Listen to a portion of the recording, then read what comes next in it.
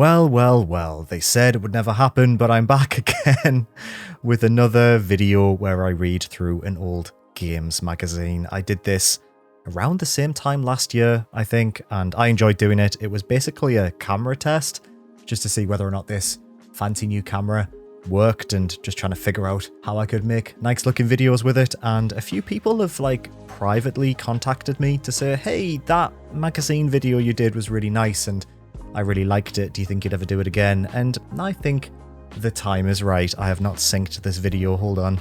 So I'm back. We're going to have a read through this magazine. We're going to have a little bit of a chat about the industry at the time it was published. We're going to see what games it covers and what it has to say about them.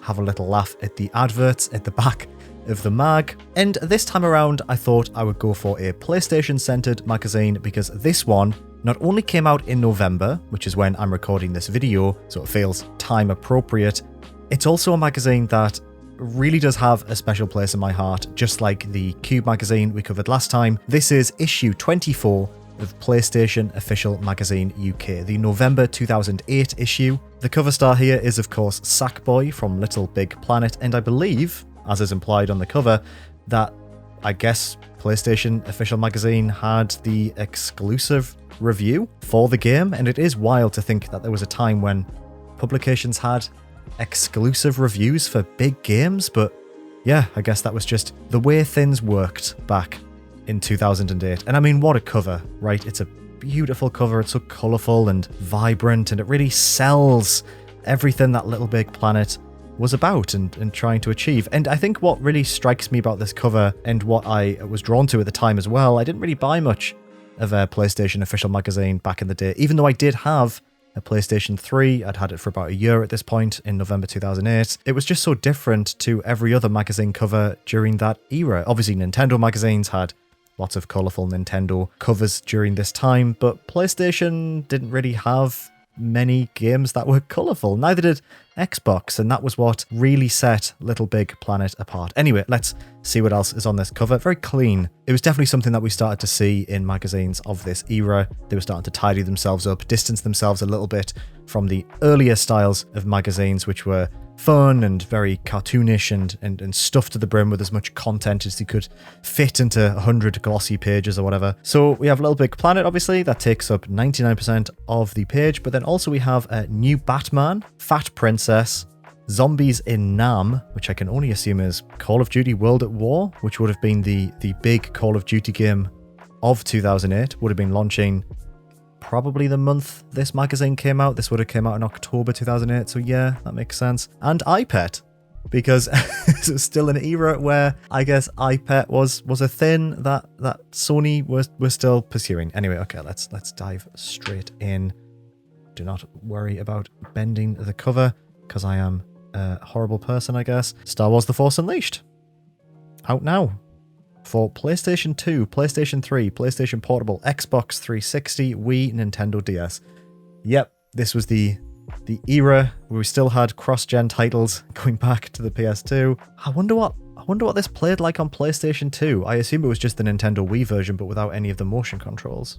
Yeah, that makes sense. And this was a big game, right? This was a huge game at the time. It was one of the first sort of Star Wars games we'd had for a while. It was the first big Star Wars game of the 7th generation. All right, here we go. Let's see what's in this issue. Although let's not. Let's just flick through, and we can be surprised as we uncover for ourselves what this has in stock. Okay, so we've got the people who are working on the mag. I don't really recognize. I know Leon Hurley, I think, is still with Games Radar. The rest of the writing staff, I don't think I know, actually. A couple of notable names in the contributors there. We've got Rich Stanton, who's still a very prominent voice in the industry. Very good writer. He's currently with PC Gamer, I believe. Spiderman Web of Shadows. How far will you go to save New York? I never played Web of Shadows. Again, it came out for PlayStation 2 and PlayStation Portable and Nintendo DS. Side with heroes or villains, depending on your actions. Fight on the ground, up walls, and into the air in an all-new fluid combat system. Well, this would have been pre-Arkham Asylum, so I guess superhero games were more like traditional brawlers back then, before we had the rhythmic sort of combat that Arkham Asylum introduced. Never played Web of Shadows. I know that people have a lot of fond memories of Spider-Man games from that era. on your disc. Oh, wonderful. I mean, this was probably one of the main reasons why I bought PlayStation Official Magazine during this era. The fact that there were playable demos during the era where you could just download them is really interesting to me. But we were just still in this sort of crossover phase, I guess, in the early days of the 7th generation. I've been slaving in the demo kitchen this month, and I've cooked up an astounding 28-course demo dinner, and everyone is a delicacy. For starters, I'll be serving up shooters like Enemy Territory Quake Wars. My god, I forgot about that game. Battlefield Bad Company, a classic. Absolutely loved that game. Just the destruction mechanics in that game felt so revolutionary. Haze, goodness me, the game that killed Free Radical. Lost Planet Extreme Condition. Okay, yeah, I never actually played Lost Planet, but I need to. It seems like something I'd really like from that era. Got a bit of UEFA Euro 2008, Sega Superstars Tennis, and Everybody's Golf World Tour, plus Race Driver Grid.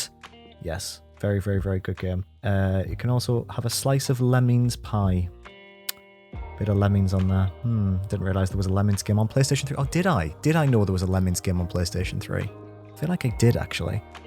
Guitar Hero Aerosmith. Yes, that's what you want. A delicious bit of Guitar Hero on your demo disc. And what's this?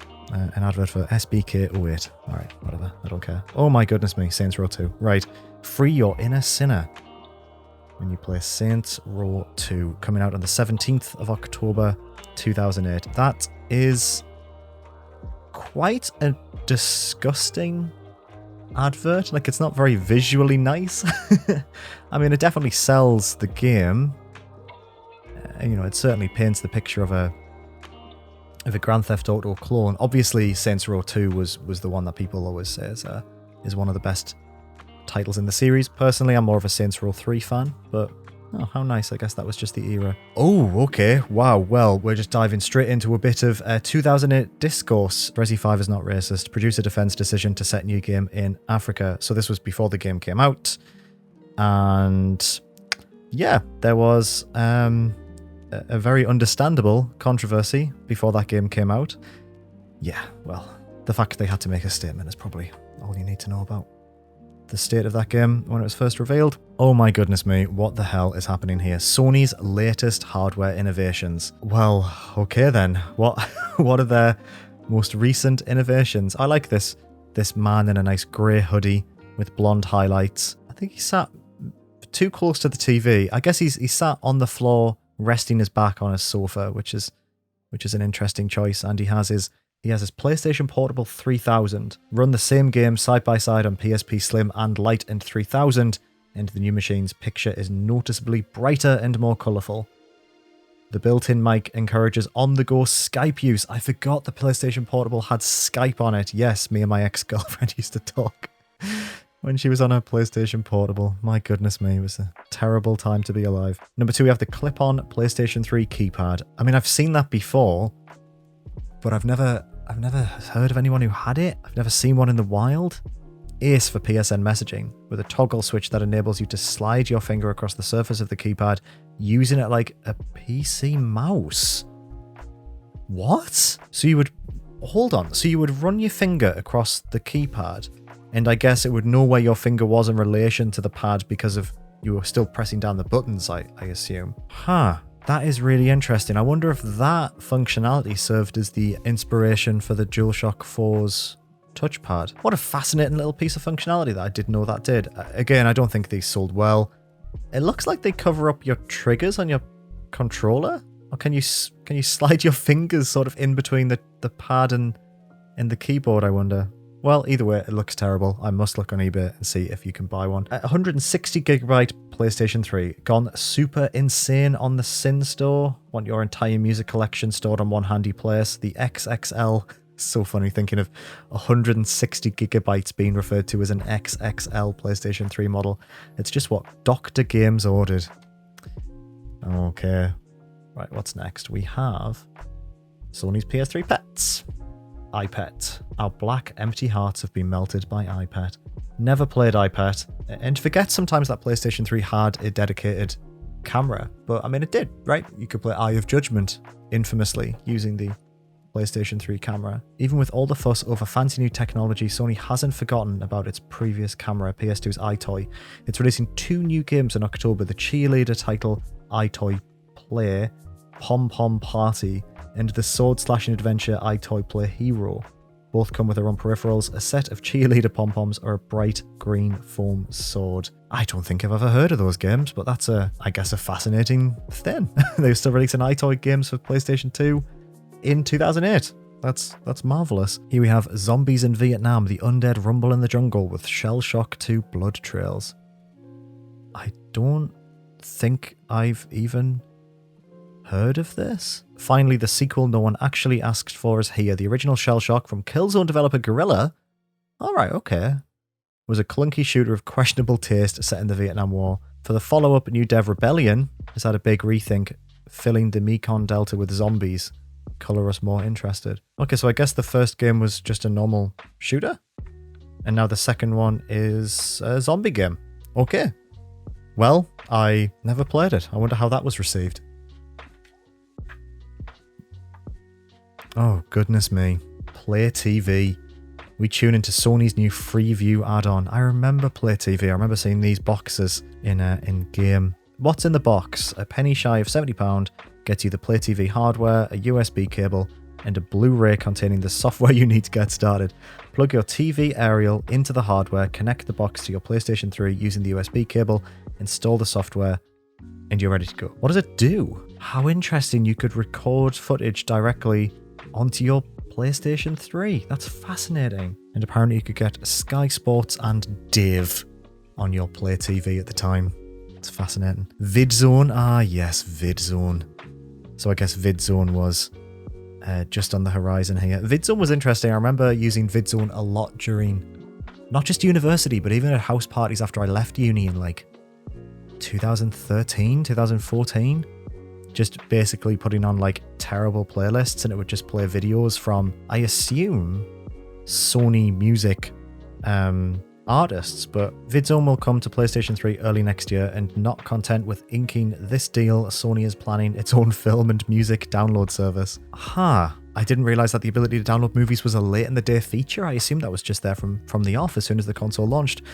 Whether Sony goes solo or makes a deal with a rental outfit like Love Film, it could be time to upgrade your hard drive. Obviously, Love Film became Amazon Prime, I think. I think Prime bought them out. PS3's goriest game, Dead Space, banned in several countries. Oh, how weird. A rumour recently pinned around the internet that EA's forthcoming sci-fi shocker Dead Space, one of my all-time favourite games, I guess it was still on the horizon, had been banned in China, Japan and Germany. The weird thing, the rumour seemed to have emerged from within EA itself, with widespread suspicion that it might simply be a marketing ploy. The way that EA marketed Dead Space before its release was odd. I know that they did a lot of strange campaigns with Dead Space 2. Yeah, they really wanted Dead Space to be this huge, like, multimedia property. You know, they weren't content with it just being a game. There was an anime, and then they did that Wii game, and then obviously it got its sequel, and then it's got the third entry. Along with the announcement of a collaboration with Resident Evil creator Shinji Mikami, there are definite signs that EA is getting into horror in a big way. The world's biggest publisher taking grown-up games seriously can only be good news. Well, yes. At the time, I think there was an appetite for horror. We had Resident Evil 5, and then we had Dead Space, and then we entered the era of multiplayer. And, well, the least said about that, the better, I think. Far Cry 2's designer destruction. Build your own multiplayer maps, then torch them. I forgot that Far Cry 2 had a level editor, but yes, it did. I think Far Cry 2 came out in 2008. Because this was the year where for Christmas, I was incredibly lucky that year. I got a HD TV, a tiny little 21-inch HD TV, which I had for years. I had that TV right up until maybe a few years ago. I got Fallout 3, I got Little Big Planet, and I got Far Cry 2. And I mean, what a trio of games, right? I mean, just the perfect trio of 7th generation games to have on Christmas Day. Will you be collecting PlayStation 3 trophies? So I guess trophies were just on the horizon or just about to hit, because Uncharted Drake's Fortune was the first game to have trophies. So strange to see two people debating about whether or not they'll be collecting PlayStation 3 trophies. Because I guess, you know, Xbox 360 was the only platform that had this idea of trophies and achievements. It was a really, really big deal when Sony added trophies, and obviously they've never looked back. They're still a major part of that platform's ecosystem. This was a big year. This was a really big year for PlayStation 3. This was the year, I'd say, when PlayStation really started to fight back. Obviously, it wouldn't be for another few years before it started to really pick up steam once it released the PlayStation 3 Slim. I think that's when things really turned for them. This is just an advert for Blu-ray discs. Goodness me. Beam PS3 all over the house. We investigate the tech that will turn your house into a wireless high-definition hub.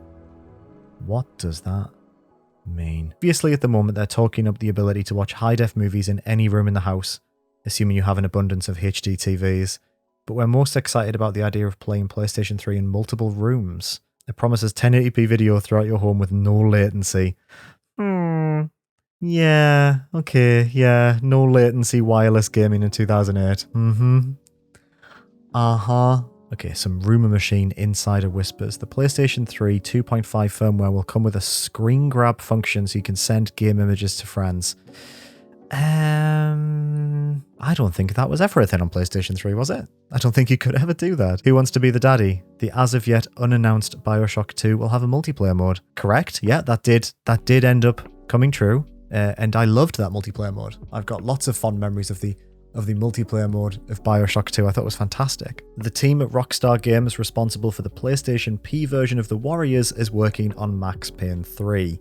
Yes, that is true, although it wouldn't come out for another 4 years after this was published. That's an interesting rumour to publish, because I think it was, yeah, also correct. EA will publish the X Vivendi project, Jack Black's Brutal Legend. Yep, that also did end up happening. Kind of bizarre to think that EA bankrolled and published Brutal Legend, but I guess EA does go through phases where they decide they want to do interesting, cool things, and they will, swipe up projects and then won't be happy when they don't sell well. Pandemic's rumoured sandbox-style Batman game has been cancelled due to reasons of rubbishness.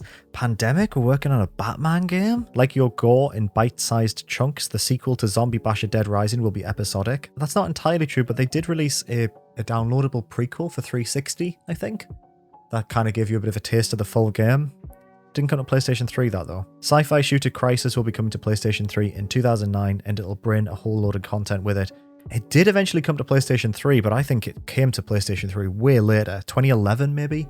I think when I was running Gamer Nation, the website I used to run, pretty sure we reviewed it, and that was around 2011. And if I remember correctly, it was fine on PlayStation. What the fuck is that? Look how they massacred my boy. I guess that's Chris Redfield, but he doesn't look very well, does he? Who said that? VIP quotes. Better than getting fucked by a goblin up the arse with a laser, says one of the Gallaghers about Guitar Hero. How lovely. Beautiful, like a Lynch or a Miro type of horror. Director Guillermo del Toro heart Silent Hill. Oh, yes he does. But I guess we wouldn't really see the true extent of that for another few years. Rush Hour director Brent Ratner admits, I would love to do a Guitar Hero movie. Oh, that was floating around for so many years, wasn't it? This idea of a Guitar Hero movie. We got quite lucky that we never got that, really. 50-50 right now. Valve's Doug Lombardi gives us reasonable odds and some hope that we'll eventually get Left 4 Dead on PlayStation 3. Ooh, well, I mean, we eventually got some Valve games on PlayStation 3, but they were not Left 4 Dead. They went exclusively to 360. I'm not sure why they were exclusive to 360. Oh, why is this page stuck together? Oh, how embarrassing. Well, it must be because of the Dead Fred Zombie Chaser. Personal. Why I play FIFA with my son. That's interesting. I mean, an article like that now, you'd see in most major publications. Eurogamer would run that. Most big sites would run a nice personal opinion piece. I guess we didn't really see much of that back in 2008, so it's nice to see that in here. Why does PlayStation Magazine have a tech section? I think that really speaks to the era.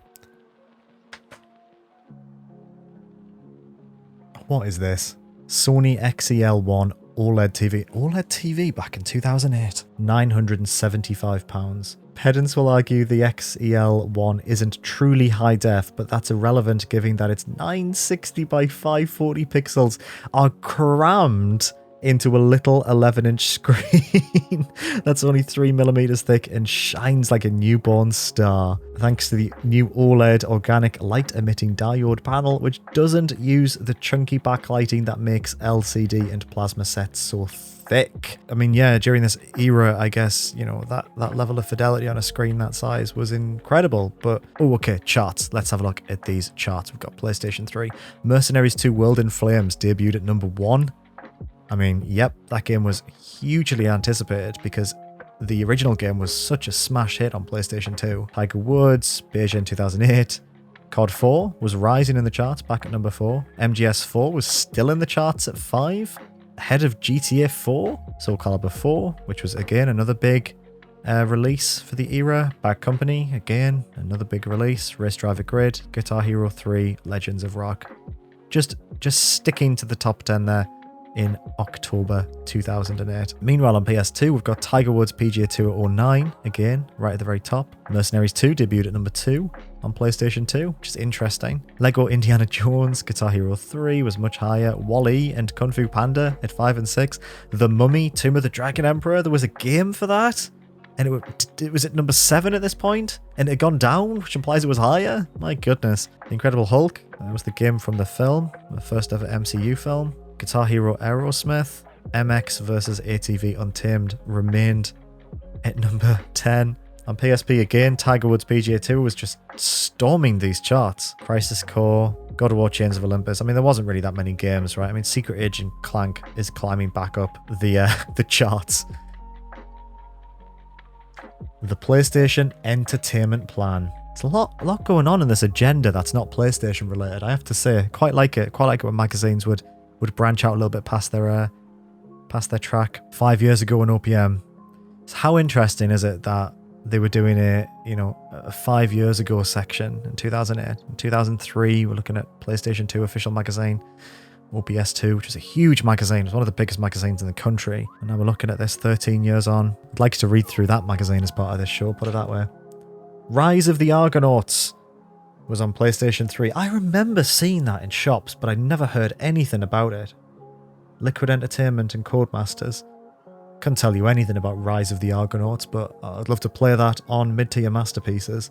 A man may choose his fate, but destiny chooses a hero. Right, okay, we're into preview section now. Oh, looks like there's some good previews here. Okay, so first up we have Call of Duty World at War.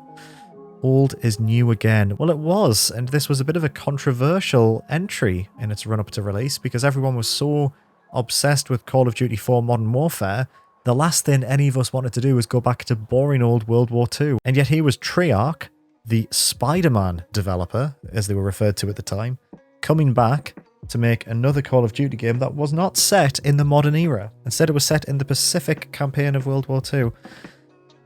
And obviously, it turned out to be a bit of a classic, and I think a lot of people love this game now. I think people have such fond memories of World at War for delivering a fun campaign with great characters and interesting mission design, and a multiplayer game that was obviously built on the foundations of Modern Warfare, so still had a lot to offer, but it just wasn't Modern Warfare, and people weren't that fussed about it. Mortal Kombat vs. DC Universe. My goodness, this was a interesting release at the time. It was by the Mortal Kombat developers, and they were trying to get their hands on the DC license, I guess, but you couldn't really make them bleed that much. Although it does say right there, contrary to initial reports, you can bloody up the superhero characters. Have it soups. Yeah, I never played Mortal Kombat vs. DC Universe, but I remember even at the time being like, why is this a crossover?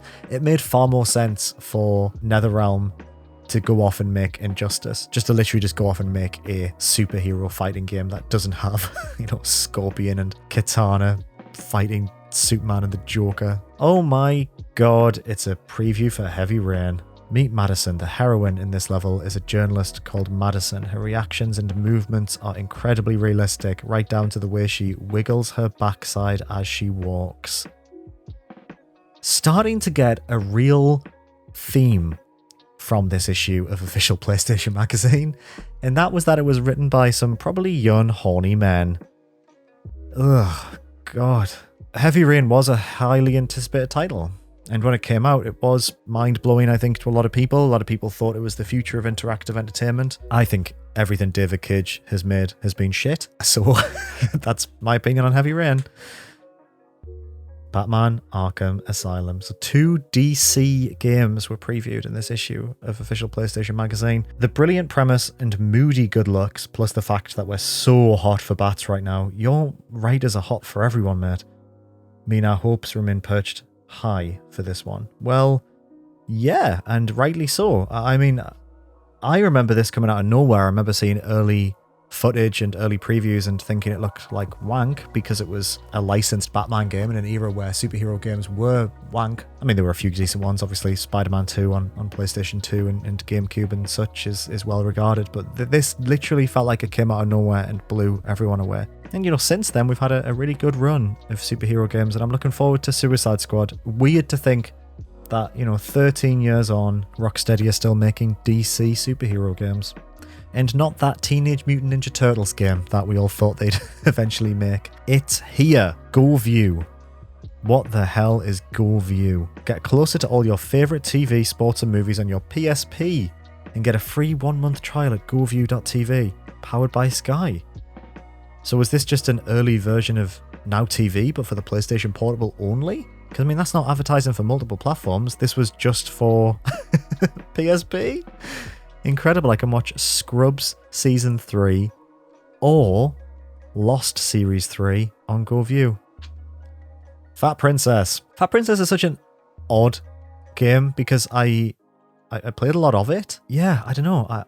It was like a really fun team-based multiplayer game. I guess it had some similarities to something like a MOBA in the sense that you had, you know, lane-based multiplayer combat, but it was just a multiplayer game with different classes, really. And yeah, I remember it being like quite a big thing. I remember buying it. I remember playing a fair amount of it, and then just left my mind completely. Although it was referenced in Astro's Playroom last year, which I thought was weird. So I guess Sony do see it as part of their, I guess, brand history. I mean, wasn't Fat Princess a playable character in their Smash Brothers clone? Sure it was. Gut reaction. What's Strawn and what's Ron? Leading Edge, Mirror's Edge's dev team confirms that PlayStation 3 is the lead platform and PSN will get exclusive content. Yeah, I think it did, didn't it? Didn't it get the DLC early or something? The Time Trials DLC? Nuclear Disaster. A couple of fence-sitting previews from people who've played it for half an hour, and the knives are out for Fallout 3. Ignore the haters, we still say it's astonishing. Well, yeah, did Fallout 3 not preview well? I can imagine it not previewing well though, right? Because if you just played that for half an hour, it would be a bit crap. Interesting to read a preview for Flower, which is a game that I would argue opened my eyes to the potential of games in a lot of ways. I feel like I didn't really understand what games could be in like a smaller, more intimate sense until I played Flower. I think Flower has a lot of issues. I think it's a very fiddly game to control, and some of the later levels are harder than they need to be considering what the premise of the game is. But I do love Flower, and yeah, really gave me a taste for finding smaller, stranger, interesting, open for interpretation style games. Fuel. Fuel was such an interesting title. Again, lots of interesting titles in this issue because Fuel had an expansive map that was absolutely huge. It was a game that let you zip around on quad bikes and buggies and motorbikes, and the world was impossibly big. Like, maybe it's still the biggest game world ever made, but it wasn't filled with that much stuff to do. Yeah, interesting game. Mutant Chronicles at cinemas from October 10th. Can't even remember that, so I'm assuming it wasn't very good.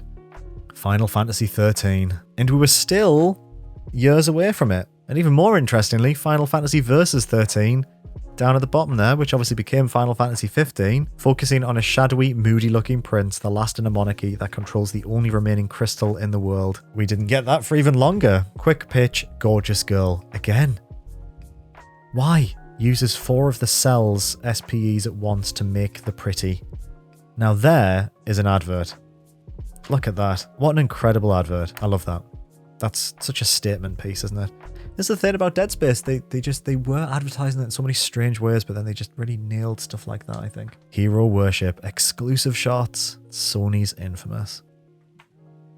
I love the original Infamous. I understand that people aren't a huge fan of it. It was, it was grimy, it was dirty, it was a bit janky. I think it had such a fantastic sense of place. This idea of being trapped within a city that was isolated from the rest of the world, and it was almost under siege by the government. And you were this superhero who'd just been given these powers and you didn't really want them. And this morality system, which was obviously very much of the time. Every game had a morality system in the late 2000s. But you kind of like, you really could change the course of the story as this character, because you've been given these powers and you didn't know who you were with these powers, even though you were this pre-existing character. So being able to say, okay, well, maybe he would be evil or maybe he would be good, and the choices that you faced about how you helped the people who were trapped in this city and the gangs that had taken over as it was locked down by the government. And yeah, I just think the first Infamous has a really well realized vision, and then I didn't feel like Infamous 2 had the same kind of approach, and then I didn't really like Second Son on PlayStation 4, but that might have been because it came out during an era where I wasn't really playing many games.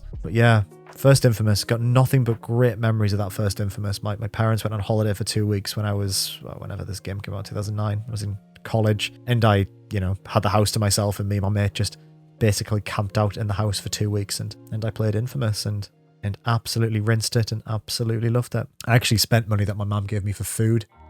So I remember we was eating toast for about 4 nights instead of buying food, because I wanted to buy Infamous. Influences, the inspiration for Infamous, GTA 4, Heroes. Oh my god. Sort of the era. Yeah, I love Infamous. I don't know whether I'd like to see the series come back so much as I'd just like to maybe play that first game again. Oh, Fracture. One of Lucasfilm's last games, I think. And I'm pretty sure it's one that George Lucas actually had a say on. He named the character or tried to rename the character or something. I don't think it's very good, but I do have this on my shelf. I bought it last year, and I will do a mid-tier masterpieces about this game, because it's perfect mid-tier masterpieces fodder. In the Mood for Monkeys. Obviously, Monkey from Time Splitters 2 is the best monkey. Oh, the father of evil. There he is, my dad, Shinji Mikami. I didn't know this had an interview with Shinji Mikami in. He created Resident Evil, oversaw Devil May Cry, and had a hand in Killer 7. We talked to Shinji Mikami about his career and his 2 mysterious PS3 exclusives. He didn't do any PS3 exclusives, did he? What did he do during this generation? Vanquish, didn't he? With Kamiya and Platinum. And then he did the one with Suda51. The one where your guns, your dick or whatever. Johnson. What's that game called? By Grasshopper. Oh, Lordy Lou. Grasshopper, Mikami. Sorry for saying Lordy Lou. Shadow of the Damned. Yeah, they were the 2 games he did this generation. I probably won't play Resident Evil 5, it'll just cause me stress. There's a growing sense that Resident Evil 5 looks a lot like Resident Evil 4, only in Africa and HD. What do you make of what you've seen? Yeah, but that's fine, isn't it? I think Resident Evil 5 doesn't need to change the series, but Resident Evil 6 will have to reinvent the series with another full model change, or else it won't be able to keep on going. He called it, didn't he? He knew, because that's literally what happened. I mean, Resident Evil 6 was the best-selling game in the entire series at that point, but they changed it completely. Do you plan to play Resident Evil 5? I probably won't play it. I won't like it because it's not going to be the game I would have made. It'll just cause me stress if I play it. I think it could be fun for gamers to play, but not for someone who has developed Resident Evil games. If I see anything in Resident Evil 5 that isn't done well, I'll be angry.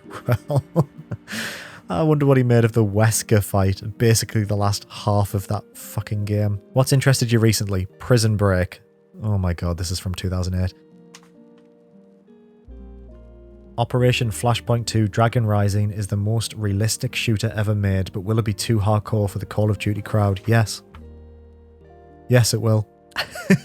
This game did not go down well. I remember it looking fantastic. I mean, look at these screenshots, right? I don't think the final game had color grading or lighting that good, but I can't remember any buzz about Operation Flashpoint Dragon Rising. Are you kidding me?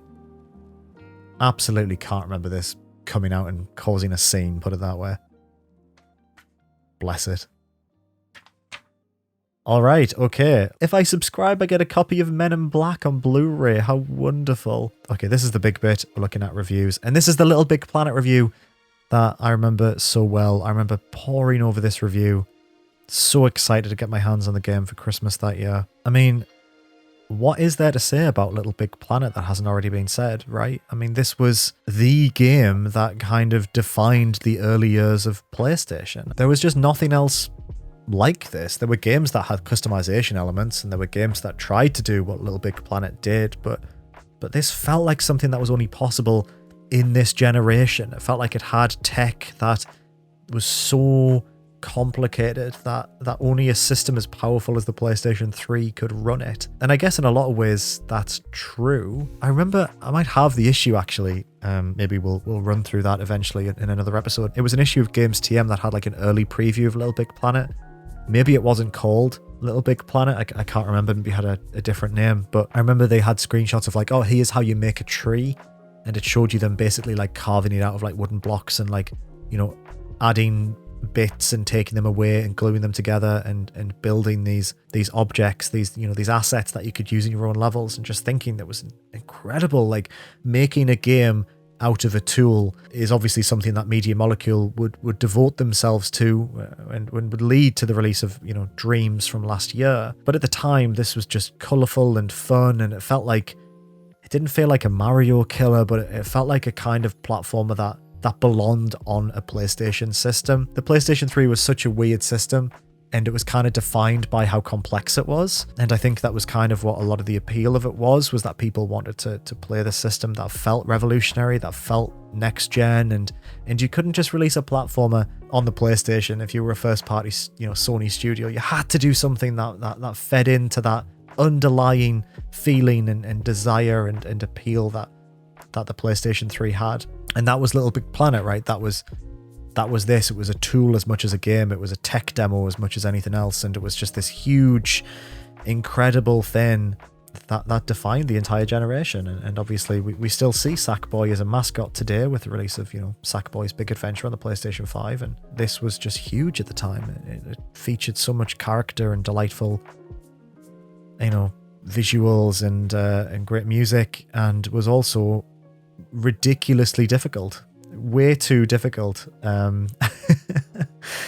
for what it was. I think, I mean, God almighty, getting through single player experience was a nightmare, but they gave it a 10 out of 10. And I think for the era, for what this game represented, and for what it did, I think a 10 out of 10 makes perfect sense for this magazine. Yeah, a well-deserved score, I would say. Okay, what else do we have? FIFA 2009. Oh no, sorry, PES 2009. What am I on about? PES 2009.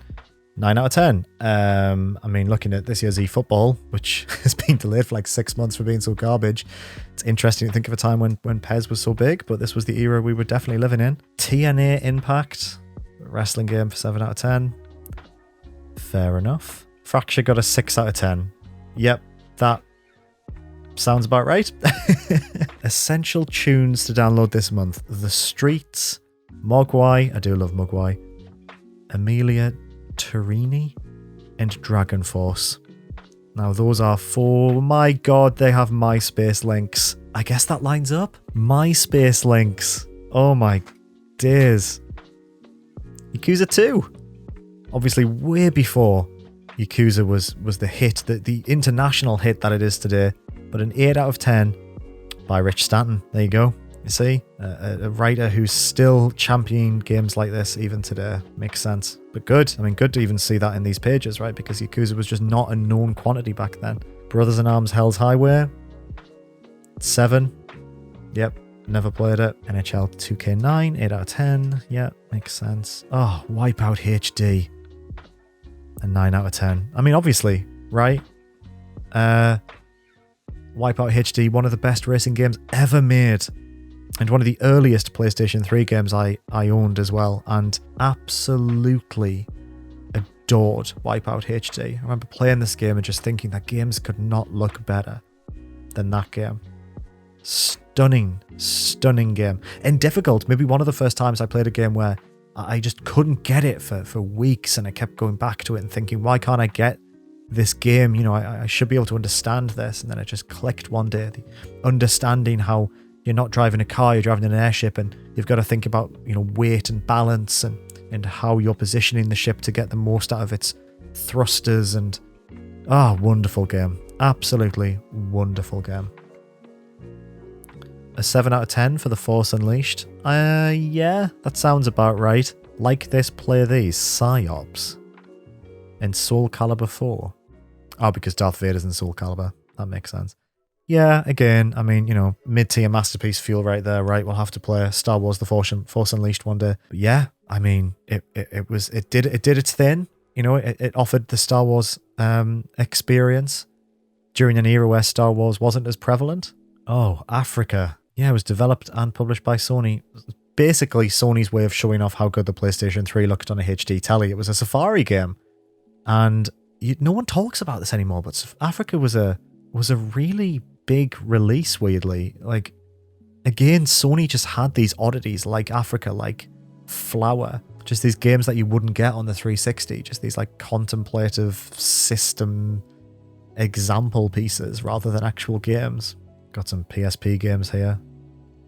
Oh no, PlayStation 1 games too. Pull a sickie for Bioshock. What with all the trouble with Mother, no idea why her B&B guests keep leaving without paying. It's best if I stay home for a few days. Online PS3. Oh, so they used to do online reviews separate to the actual game review, I guess. Bad Company, 7 out of 10 online. I think that sounds about right. It was an era where Call of Duty 4 existed, so why would you want to spend too much time playing Bad Company? Okay, James Gillies, what's on your hard drive in 2008? You had Sum 41, Nickelback, All Time Low, Panic at the Disco, Guns N' Roses, Breaking Benjamin, and the amazing Pain theme tune. Photo, mainly funny pics my mates sent me, but also car stuff, in-game MGS4 shots, and some wallpapers. Video, loads of trailers like LBP, Killzone 2, Home, PlayStation Home obviously, and all the E3 ones. He was playing COD 4, MGS4, Burnout Paradise, Warhawk, Battlefield, GT5, Prologue, R6V2, and loads more. Friends, a few mates from school, probably the only ones that had a PS3, let's be fair. My stepbrother, all 40 of my CBE clan members. Hell's CBE? What's CBE? CBE? Come on, Liam, you can do this. What's CBE? I have no idea. I'm going to kick myself when I'm editing this, I'm sure. I'll put it on screen right now if I figure out what CBE is. Oh, the Essentials. I used to love these and still love them. So Official PlayStation Magazine recently became Play here in the UK, which is a very, very good PlayStation-centered magazine. And they do this too. They also have like an Essential collection at the back of the magazine, which I think is great. I think it's just a great way of like seeing what the magazine thinks is the top rated titles on a platform. So in 2008, your top 5 PlayStation 3 games were GTA 4, makes sense. Call of Duty 4, makes sense. Metal Gear Solid 4, makes sense. They were the 3 games I got with my PS3 when I first bought it. All the 4th entry in long running series, which I found very strange even at the time. Oblivion Game of the Year edition, which they gave a 10 to. Goodness me, okay. And Uncharted Drake's Fortune, which they gave a 9 to. Giving Uncharted Drake's Fortune a 9 in the modern era feels absolutely bizarre, but like I say, 2008, knowing the era and knowing how desperate people were for PlayStation 3 exclusives that were decent, it makes sense that they gave Uncharted a 9. Can't quite understand giving Oblivion a 10, but benefit of hindsight, right? I mean, Skyrim just celebrated its 10th anniversary, so we can hardly speak of what Oblivion must have been like in 2008 to a bright-eyed PlayStation 3 owner. I also love that the picture behind the background image on this page is the original model PS2 with an SD card being inserted in it. Keep forgetting that used to be a flip-up panel because I don't have an early PS3. I have a more recent model. Who is Sephiroth? It's a good question. Oh, what a back cover as well. Beautiful adverts in this, right? Between Dead Space and Fallout 3, just subtle, capturing the mood of a thing. Well, with that, we come to the end of what is going to be a nightmare to edit, but another episode. I'm starting to remember why I haven't done one of these for an entire year. It's another episode of this magazine thing I do. I hope this was okay. I hope this was nice. I think I understand sometimes that people just like background noise, and I think the last episode gave that to people, just something to have on and just listen to me waffle on for a bit. That's why I love channels like LGR. So I totally understand if you've enjoyed it for that reason. As Yoli said earlier when I said I was doing another episode of these, she said, I don't understand why people watch things like that. and that really made me laugh. So thank you so much for watching this weird video. Will I do another one? Maybe. Do let me know in the comments if you enjoy these. And yeah, thank you as always for watching. If you've got this far, then fair fucking play. And I'll be back very soon with something different. To be honest, I've done a lot of reviews recently. I'm working on a big video, and I thought this was just a nice little palette cleanser to go up on the channel in between thins. Anyway, thank you so much for watching. I'm going to put this weirdly horny magazine back in storage, and I will see you next time.